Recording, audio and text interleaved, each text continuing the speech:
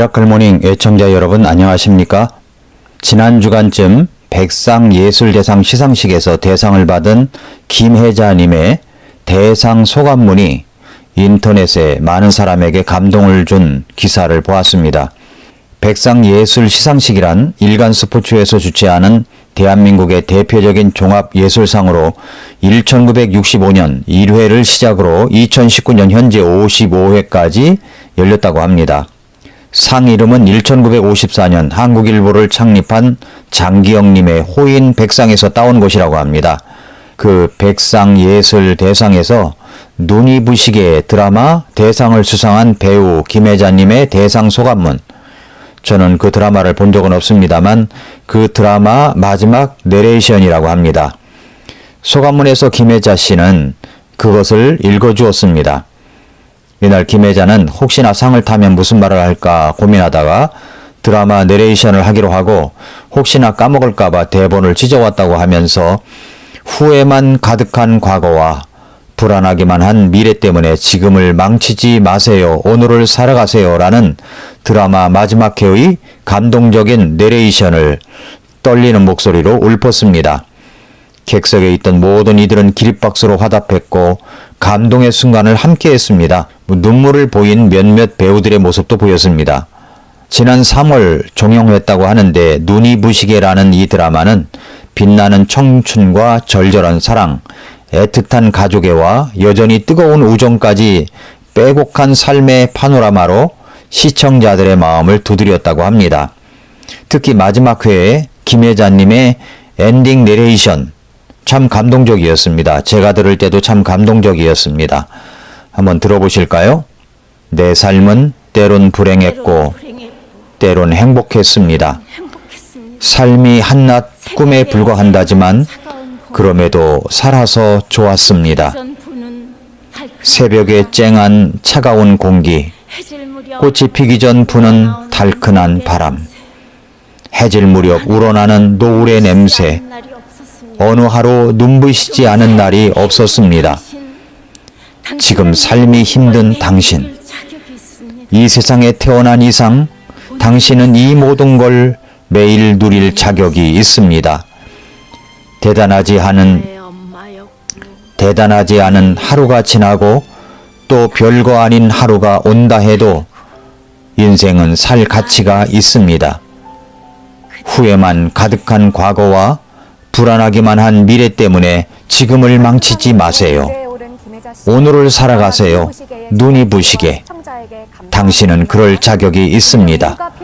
누군가의 엄마였고 누이였고 딸이었고 그리고 나였을 그대들에게. 이 대사가 정말 짠한 감동을 주었습니다. 지금 삶이 힘든 당신, 이 세상에 태어난 이상 당신은 이 모든 걸 누릴 자격이 있습니다. 오늘을 살아가세요. 눈이 부시게, 눈이 부시게. 당신은 그럴 자격이 있습니다. 맞습니다. 여러분과 저는 그럴 자격이 있습니다. 오늘 본문 이사야 43장 1절부터 5절을 보면 하나님께서 이렇게 말씀하십니다. 그러나 오 야곱아 너를 창조한 주가 이제 이같이 말하노라. 오 이스라엘아 너를 지은 이가 말하노라. 두려워하지 말라. 내가 너를 구속하고 내가 너를 네 이름으로 불렀나니 너는 내 것이니라. 네가 물 가운데로 지나갈 때에 내가 너와 함께 하리라. 강들을 건널 때에 강들이 네 위로 넘쳐 흐르지 못하며 네가 불 속을 걸어갈 때에 타지도 아니하고 불꽃이 너를 사르지도 못하리니 나는 주 네 하나님이요 이스라엘의 거룩한 이요 네 구원자니라. 내가 이집트를 네 대속물로 주었고 에디오피아와 스바를 너를 대신하여 주었노라. 너는 내 눈앞에서 귀중함으로 존귀한 자였으며 내가 너를 사랑하였은즉 내가 네 대신 사람들을 내주며 백성들을 내주어 네 생명을 대신하게 하리니 두려워하지 말라. 내가 너와 함께 하느니라. 내가 네 씨를 동쪽에서부터 데려오고 너를 서쪽에서부터 모으리라. 라고 말씀했습니다. 나를 만드신 분께서, 나를 지으신 분께서 나에게 두려워하지 말라고 말씀하십니다. 거칠고 대답 없는 세상 속에서 하루하루가 살아가기 힘들고 고통스럽다고 할지라도 그래도 우리 주님은 두려워하지 말라고 하십니다. 이스라엘 백성들을 향하여 주신 이 말씀은 오늘을 살고 있는 우리들에게도 주시는 말씀입니다. 두려워하지 말거라. 왜 우리 주님은 두려워하지 말라고 하시는 것입니까? 첫째, 하나님께서 나를 구속해 주셨기 때문입니다. 두려워하지 말라. 내가 너를 구속하고. 그렇습니다. 우리 하나님께서 나를 구속해 주셨기 때문입니다. 그런데 여기에 구속이라는 단어는 히브리어로 게알르티카의 원형 깔이라는 단어로서 이런 뜻이 있습니다. 어떤 사람의 가장 가까운 혈족이 그의 잃어버린 재산을 되찾아주는 것을 말합니다.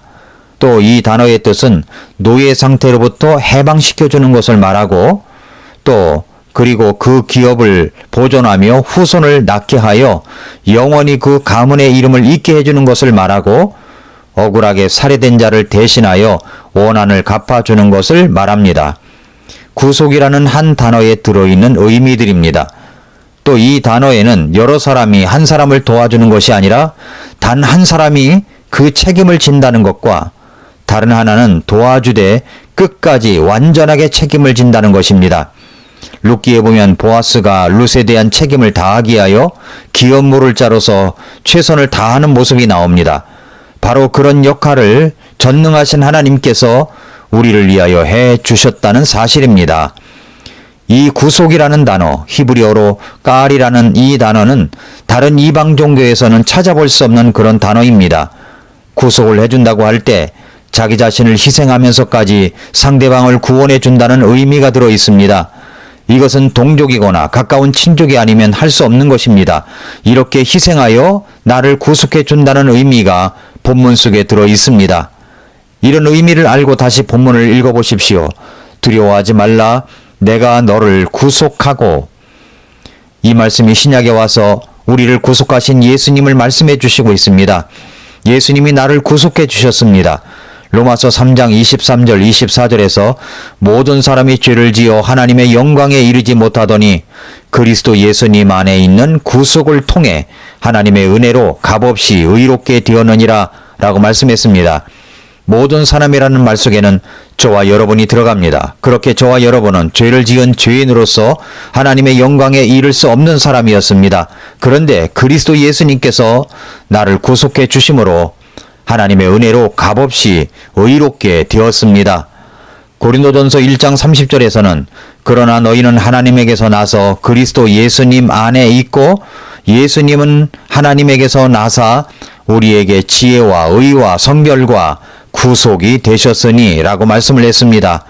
베드로전서 1장 18절 19절에서도 너희가 알거니와 너희 조상들로부터 전통으로 물려받은 너희의 헛된 행실에서 너희가 구속받은 것은 은이나 금같이 썩을 것들로 된 것이 아니요 오직 흠도 없고 점도 없는 어린 양의 피 같은 그리스도의 보배로운 피로 된 것이니라 라고 말씀했습니다.